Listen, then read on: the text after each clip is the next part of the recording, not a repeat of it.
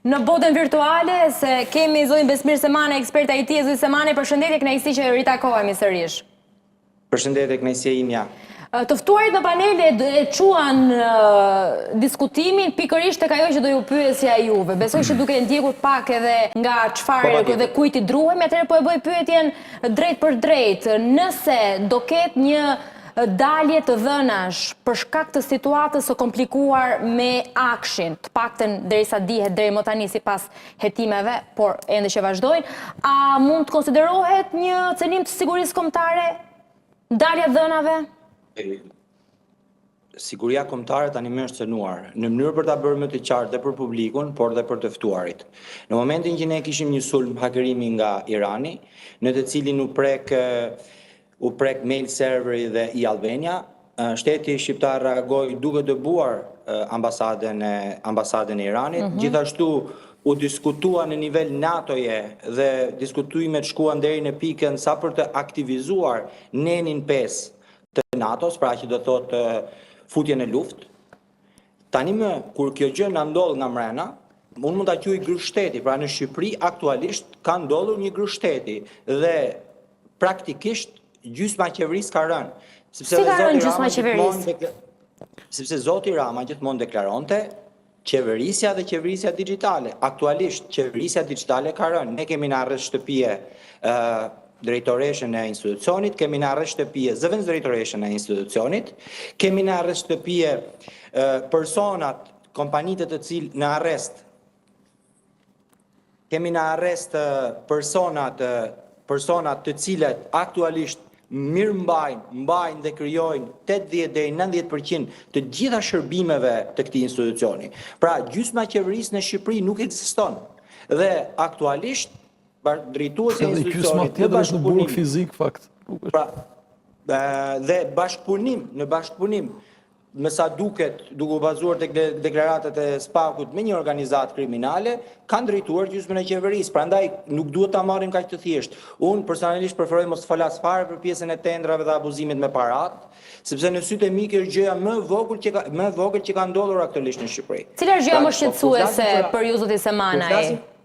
Kur flasim për Akshin, do ta kemi parasysh që nga kryeministria deri tek pushteti lokal dhe deri tek institucionet e pavarura, përfshirë këtu kontrollin e lartë të shtetit, etj janë të përfshira. Pra, një rast konkret, kur iranianët hakeruan Akshin, ne na dolën dhe emailët e Shishit. Pra, Akshi në ato kohë hostonte dhe emailët e Shishit. Dolen emailët e ambasadave. Komunikime që mund kishin ambasadorët ndoshta dhe me trup ndërkombëtare. Përveç kësaj, bazuar dhe tek deklaratat e SPAK-ut, por dhe tek media, dy sisteme shumë të rëndësishme ishin: një sistemi i thesarit që menaxhoheshin nga këto kompani, që ishin ngritur nga këto kompani, ku mund të shikohen, mund të kontrollohen në kohë reale që gjitha transaksionet, si të qytetarëve, si të institucioneve, si të kompanive dhe si të ndërkombëtarëve që funksionojnë dhe kanë veprimtari në Shqipëri. Gjithashtu kemi edhe sistemin e gjyqësorit, i cili merret me hedhjen e shortit për gjyqtarët në gjyqje. Pra, prandaj them që këtu kemi të bëjmë me kapjen e shtetit digjital. Nëse shteti tradicional po vuan me korrupsionin, kemi kërkesë kërkim arresti për ministra, zëvendës ministra, drejtorë etj. Për sa i përket se pjesës digjitale ka rënë tëra. Ne sot e kësaj dite, megjithëse kemi një skandal, zëvendës drejtoresha vazhdojnë të jenë në drejtim të këtij institucioni. Këto kompani vazhdojnë të kenë akses të plot të gjitha këto sisteme. E pyeta zotin Serania, pristit dorëheqje, nuk e di nëse patë mund të ta ndiqë nga fillimi, e tha që ne nuk e kemi këtë traditën e dhënies së dorëheqjeve, jo vetëm institucionet përkatëse, po as në nivel më politik apo qeveritar.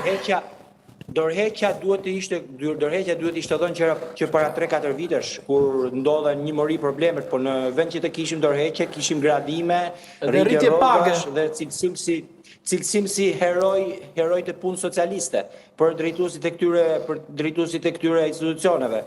Pra, dorëheqja duhet të kishte, keni vënë re edhe diçka. Sa janë ekspertët e fushës, të cilët kanë ngritur zërin gjatë tyre viteve për Akshin, megjithëse mund të kenë nisur 4-5 zëra para 3-4 vitesh, sot t'ju sigurojnë që kanë ngel vetëm 3-4 zëra.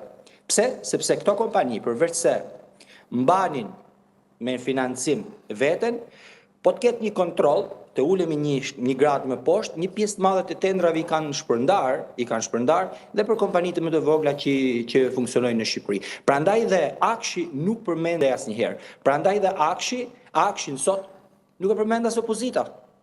Pra nuk është përmendje të dalin 5 minuta në një konferencë shtypi. Pra nuk kemi nga opozita një analizë të detajuar kush është funksioni i Akshit, cilat janë sistemet që janë prekur tek Akshi, kush është rrezikshmëria që mund të jetë për qytetarët, etj. Pra një analizë të tillë nuk e bën opozita. Po bëju një pyetje atëherë zoti Semane, me që thoni që nuk jeni dëgjuar nga opozita. Ju thatë që